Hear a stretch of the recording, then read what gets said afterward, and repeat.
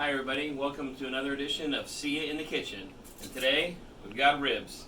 This is a common thing for the sous vide.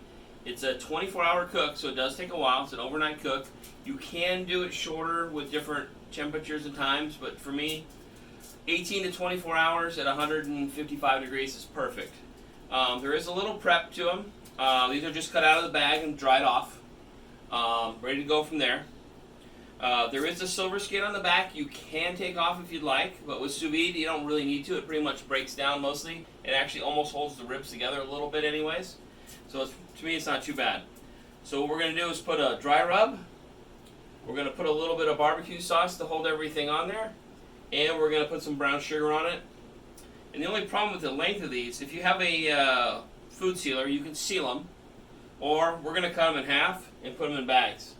Makes it easier that way.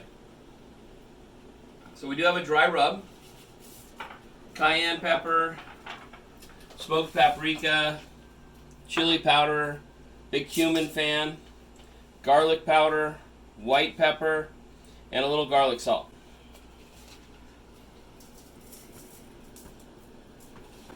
And it does have a base of salt also, regular salt.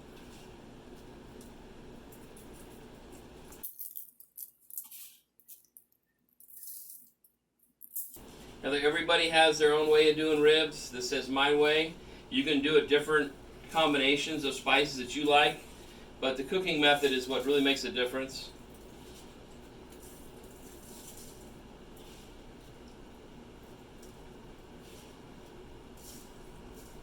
Pretty liberal. We tend to like Sweet Baby Ray's here at our house. You can use whatever you'd like. We're going to put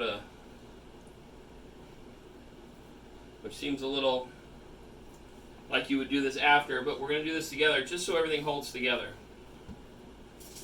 I'm going to do a little paint work.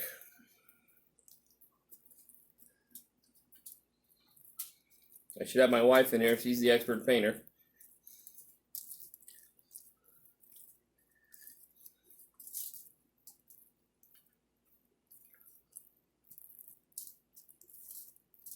With the sous vide cooking, it really breaks these down, but it does hold their integrity, so they don't become just mush, but it does break them down very well.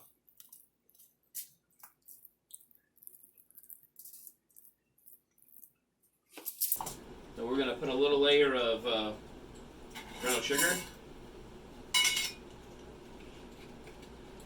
Now the wine choice for this is maybe a little controversial.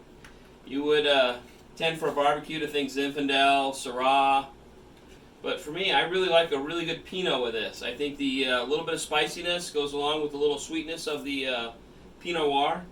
Plus, when you're going to a barbecue, it's usually a little higher temperature, and I like a little lighter wine than a big heavy wine. And I think this Pinot Noir, especially from Testarossa, which we'll crack open tomorrow when we eat these, is very good. In fact, it's a lot of single vineyards there at Testarossa.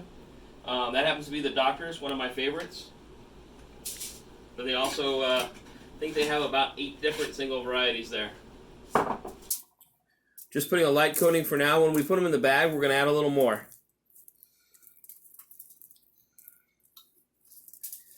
And remember, if there's anything you want to see on the channel, with deals with sous vide or Italian, or you got a tailgate to go to and you're wondering what to bring, please just comment and we'll start working on some stuff. We've had some really hot temperatures this week, so I think the next episode is actually going to be frozen custard, how to sous vide it. So those are looking pretty good. Now the tricky part, we're going to cut them in half. That's why we'll bring this guy in here, and we'll slide these over a little bit. I really like the aluminum foil. It makes cleanup a lot easier.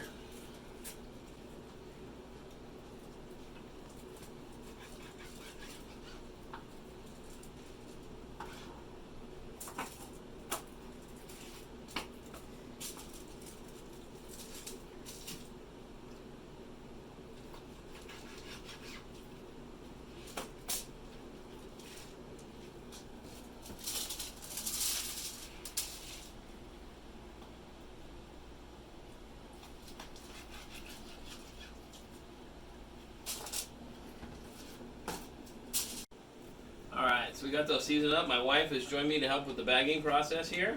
So we're gonna put these in. Want to grab the brown sugar? Yep.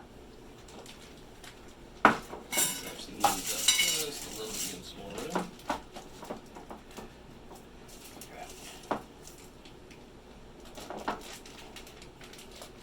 You want to spread them out as much as you can. And then we're going to try to put a little more brown sugar in there. A lot of more. Yeah, she likes the brown sugar. She's the sweet tooth. I'm trying to be And it doesn't have to be exactly on it, just perfect, because it's all going to kind of melt and cook for 24 hours together anyways. Okay. All right, we got one. You put it in there. It's too hot.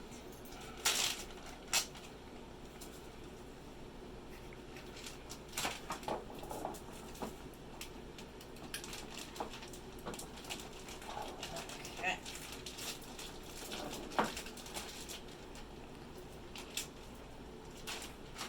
There you go. Thank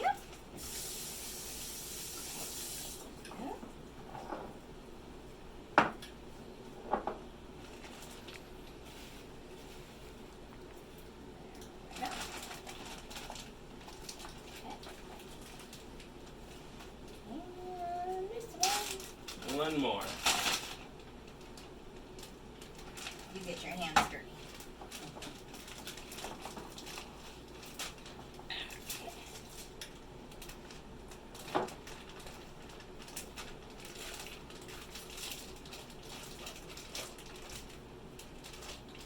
you go.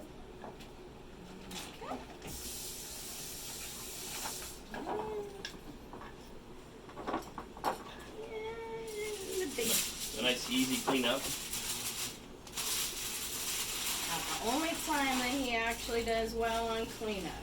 Yeah. Alright, so now we're going to seal these all up. Okay, you do Okay. that. Okay, there. You want to grab a couple clips? Yep. There you go. You want to really make sure we don't get any water in here. And when you're doing a long cook like this, you got to really make sure you keep an eye on the water. It will evaporate. And you don't want to lose all your water. Okay. Yeah, but you can buy those little water ball things that goes over the surface and it helps kind of keep the water in there somehow It stops it from evaporating. You can also cover it too. with a lid. With a lid or Saran wrap. saran wrap. We just like adding water.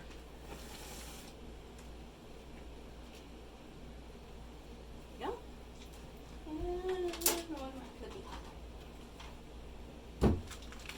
That cooking, we didn't do well with that one.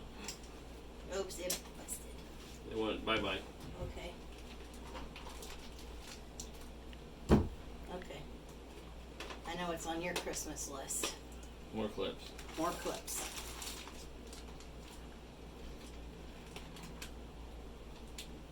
And again, if you do have a like a seal a meal, a vacuum sealer, it's a little easier with this, but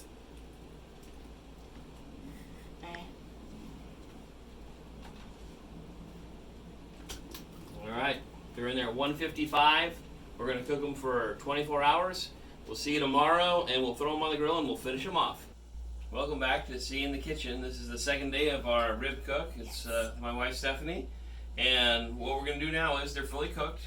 We're gonna take them out and drain them, because it has, you know, obviously cooked down some of the fats and everything. We're gonna drain that, dry them off with a towel, Yep. and we're gonna baste them with barbecue sauce, and then we're gonna go out to the grill. So we'll start that process now. Right.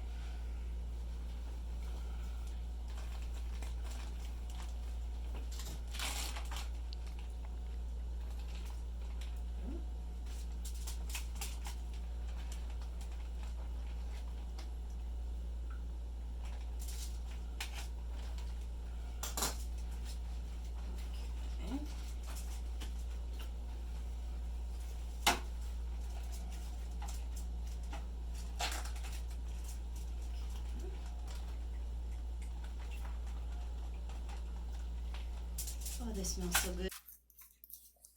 Okay. Obviously, your choice of barbecue sauce is your own. Again, I told you we like Sweet Baby Ray's here. Yep.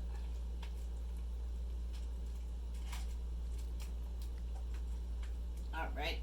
Alright, and then we'll see you out at the grill. Alright, we're back out at the grill. We're going to put the ribs on now. Remember, they are fully cooked.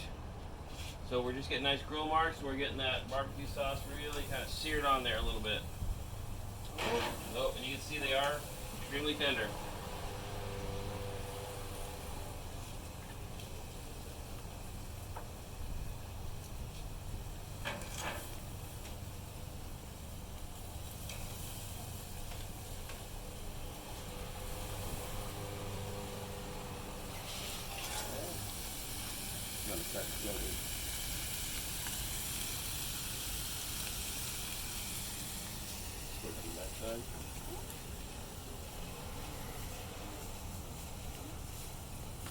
And barbecue sauce does have a lot of sugar in it. It will burn quickly. So you gotta be real careful with that.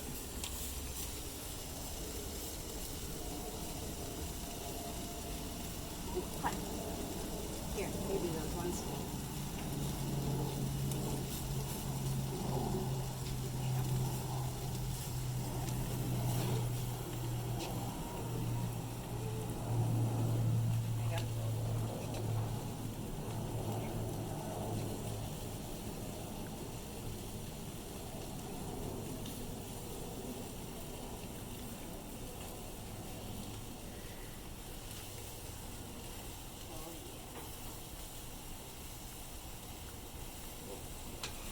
Apart a little bit.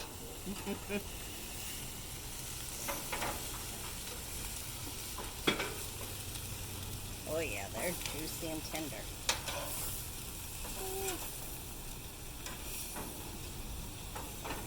Get those again real quick. Okay.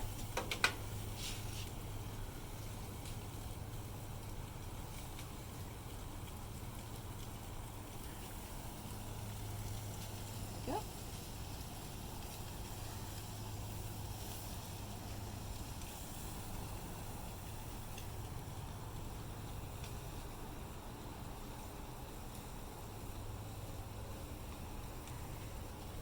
Close that down a little bit. And then we'll see you inside in a few minutes and we'll cut them up. Alright, we're back inside and off the grill. Now it's time to cut it up and give it the taste test. It's easier to turn them upside down to cut them because you can see exactly where the bones are.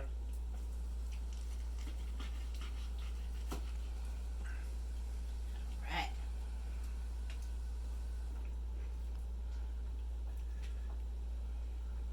The best part. Ooh, it's hot. Oh, it's hot. Okay, I'm going for it even though it's hot and just right off the grill. Mmm. So tender. Don't have to worry about it being cooked or not cooked or overcooked.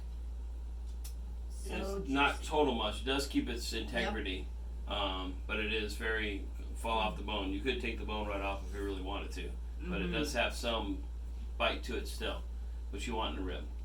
So, from me and my wife, see you in the kitchen. Please like and subscribe.